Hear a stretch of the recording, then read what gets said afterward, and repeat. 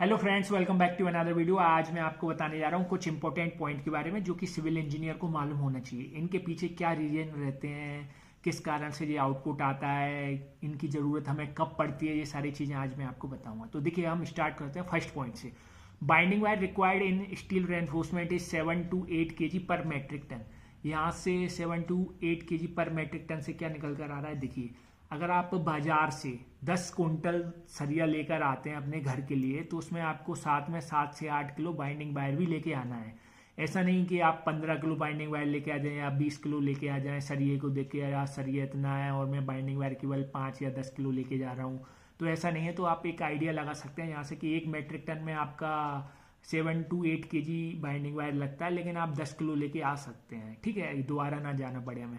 तो ये कहाँ से हमें मालूम लगता है कि 7 to 8 kg लगता है पर मेट्रिक टन में? ये हमारे थंब रूल रहते हैं। देखिए, कहने का मतलब, अगर आप 8 mm का रेनफोर्समेंट लाए हैं, स्टील रेनफोर्समेंट लेके आए हैं 10 कुंटल का, तो उसमें आपका जो बाइंडिंग वायर निकल कर आएगा वो आएगा करीबन 10 kg के आसपास। अगर आप मिक्स रेनफोर्समेंट यूज कर रहे हैं, जैसे 8 mm का भी कर रहे हैं, आप 12 mm का भी कर रहे हैं, अगर आप 16 mm का भी रेनफोर्समेंट यूज कर रहे हैं, जैसे आपने कॉलम में देखा होगा स्टीरअप्स रहती हैं आपकी 8 mm की, और मेन रेनफोर्समेंट जो रहते हैं कॉलम के वो रहते हैं 12 mm के, 16 mm के, 20 mm के। तो अगर आप मिक्स रेनफोर्समेंट आप यूज कर रहे हैं तो उसका जो रूल्स निकल के आते हैं, थंब रूल्स जो हैं, तो वहां से जो आउटपुट निकल कर आता है 1 मेट्रिक टन के लिए, वो रहता है 7 to 8 kg। ठीक है, यानी आपको सपोज करिए आपने एक बीबीएस तैयार किया, आपने बार बेंडिंग शेड्यूल तैयार किया, पूरी छत में आपका करीबन 3 मेट्रिक टन यानी 30 कुंटल सरिया लग रहा है 8 mm का और 10 mm का। तो आपको बाइंडिंग वायर कितना ऑर्डर करना है? 8 3 या 24। ठीक है, यानी करीबन आप 25 से 30 किलो बाइंडिंग वायर मंगवा सकते हैं इस बेसिस पे। तो यहाँ से ये आउटपुट निकल कर आता है कि binding wire required in steel reinforcement is 70 to 8 kg पर मेट्रिक टन। पर मेट्रिक टन आप समझ गए ना, 1000 किलो या 10 कुंटल बोल सकते हैं, या आप 1 मेट्रिक टन कुछ भी बोल सकते हैं। Second point, number of cement bag in 1 cubic metre. अब ये कह रहा है 1 cubic मीटर में आपके कितने नंबर ऑफ बैग रहते हैं सीमेंट। ये कई बार इंटरव्यू क्वेश्चंस में या आप न्यूमेरिकल वगैरह सॉल्व करते हैं उनमें पूछ लिया जाता है, या ओरली कई बार पूछ लिया जाता है अगर आप एस्टिमेटिंग एंड कॉस्टिंग के वर्क कर रहे हैं।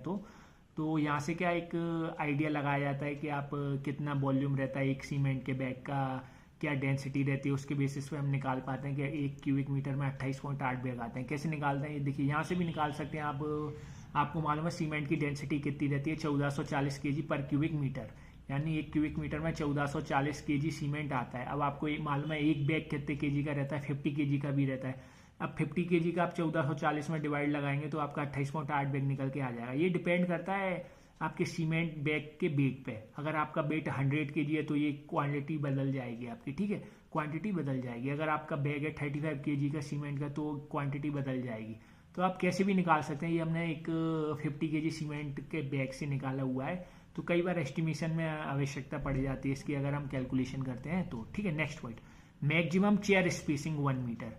अब चेयर क्या रहती है? आपने देखा होगा कई बार स्लैब का रेनफोर्समेंट हम बांधते हैं, या आपने देखा होगा फुटिंग वगैरह का, राफ्ट फुटिंग जो रहती है उसका रेनफोर्समेंट हम बांधते हैं, तो ऊपर का जो टॉप और बॉटम के रेनफोर्समेंट रहते हैं वो कहीं ना कहीं उनमें एक अंडुलेशन आ जाता है। अंडुलेशन यानी कई जगह गड्ढे टाइप का आ जाता है, सरिया जो रहता है हमारा रेनफोर्समेंट जो रहता है वो झुकने लगता है स्ट्रेट रहने की जगह। तो जहाँ पे झुकता है वहाँ पे हम एक चेयर प्रोवाइड कराते हैं। चेयर जो रहती है वो आपके रेनफोर्समेंट की बनी रहती है, जैसे कि 12 mm रेनफोर्समेंट की चेयर हम बनाएंगे तो वो हम प्रोवाइड कराते हैं। उसकी स्पेसिंग क्या होना चाहिए? 1 मीटर। यानी सपोज करिए आपके यहाँ 1 मीटर पे एक चेयर यहाँ लगाई, तो यहाँ से 1 मीटर दूर इधर नहीं लगेगा आपका, इधर नहीं लगेगा, इधर नहीं लगेगा, इधर नहीं लगेगा। यानी 1 मीटर आपका एक इंटरवल होना चाहिए चेयर का। जैसे यहाँ से आपने इधर लगा ली, इतना बड़ा ये आपका रूम है सपोज करिए, तो आपकी एक चेयर यहाँ है, एक यहाँ है, एक यहाँ है। जैसे यहाँ से यहाँ तक 10 मीटर है तो आपके यहाँ पे करीबन 9 चेयर लगेंगे। एक चेयर यहाँ से 1 2 3 4 5 6 इस टाइप से। ठीक है, तो कहने का मतलब ये चेयर स्पेसिंग जो है वो 1 मीटर होना चाहिए आपकी।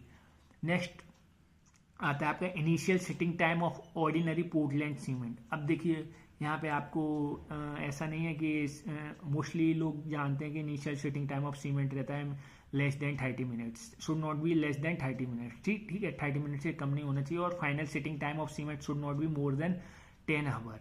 ठीक है, अब ऐसा नहीं है कि उसने बोल दिया ऑर्डिनरी पोर्टलैंड सीमेंट ओपीसी का आपका इनिशियल सिटिंग टाइम क्या रहता है, तो ओपीसी का ही हम निकालते हैं। आपको मालूम है हम 3 ग्रेड रहते हैं, 33 43 53। तो मोस्टली हम 43 ग्रेड यूज करते हैं सीमेंट का। तो उसका जो इनिशियल सिटिंग टाइम जो निकाल के आता है तो वो रहता है should not be less than 30 minute, यानी 30 मिनट के बाद आपका सीमेंट सेट होना स्टार्ट होता है। ऐसे ही final setting time of cement should not be more than 10 hour, यानी 10 आवर से ज़्यादा नहीं होना चाहिए आपका final setting time of cement.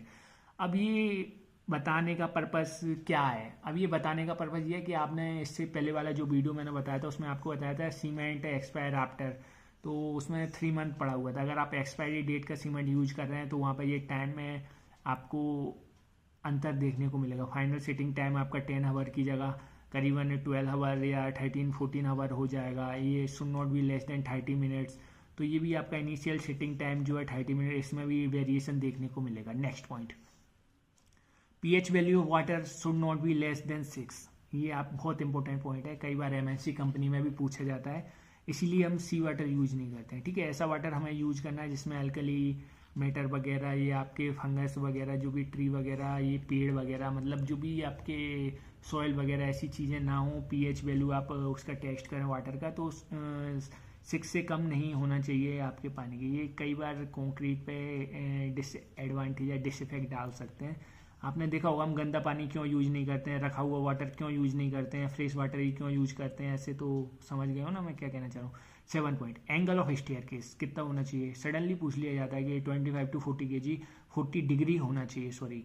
अब 25 से 40 डिग्री क्यों होना चाहिए? ये तो हम 75 डिग्री भी कर सकते हैं। अगर हम 75 डिग्री कर देंगे तो आपका स्टेयर हो जाएगा खड़ा, जिस पे आप नहीं चढ़ पाएंगे। ठीक है, इसलिए मोस्टली जो आपका स्टेयर का एंगल जो रहता है मिनिमम रहता है आपका 35 डिग्री के आसपास आपको मिल जाएगा स्टेयर का एंगल। तो उस पर क्या ईजिली आपका राइज और ट्रेड परफेक्ट कॉम्बिनेशन के साथ आपका आ जाता है। राइज ले सकते हैं आप करीबन 150 mm का, और ट्रेड आप ले सकते हैं करीबन 285-275 mm, यानी 10 इंची के आसपास। 10 इंची से 12 इंची आपका ट्रेड रहता है जिसपे हम टांग रखते हैं। ठीक है, और राइजर जो रहता है वो रहता है वर्टिकल, वो रहता है मिनिमम आपका 150 से 175 mm, यानी आपका 6 इंची से 7 इंची की हाइट में। ये डिपेंड करता है पब्लिक बिल्डिंग है आपका, रेजिडेंशियल बिल्डिंग है, कॉमर्शियल बिल्डिंग है, किस टाइप की बिल्डिंग है। नेक्स्ट आता है 1 बैग ऑफ सीमेंट। अब देखिए यहाँ से जो निकल के आई क्वांटिटी 28.8 बैग, इससे भी निकाल सकते हैं हम। तो देखिए एक सीमेंट का बैग आपका कितने क्यूबिक फीट का रहता है ये भी पूछ लिया जाता है। तो कैसे निकाला ये एक सीमेंट का बैग इतने क्यूबिक फीट का रहता है? तो ये भी ऐसे ही बेट से निकला रहता है हमारा कि आपका कैसे निकालना है। 1.25 क्यूबिक फीट आपका कैसे निकल के आया, तो इस टाइप से हम निकाल लेते हैं कि एक सीमेंट का बैग आपका रहता है 1.25 क्यूबिक फीट का। ठीक है, यानी आपका अगर क्यूबिक फीट से कन्वर्ट करें हम मीटर में तो 0.0347 क्यूबिक मीटर का आपका एक सीमेंट बैग रहता है।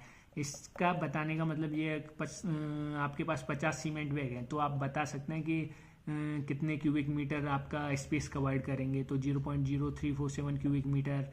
ये आपका कई बार RM मिक्सचर जो रहता है उसमें क्यूबिक मीटर में या केजी में क्वांटिटी रहती है, तो वहाँ पे भी बता सकते हैं हम।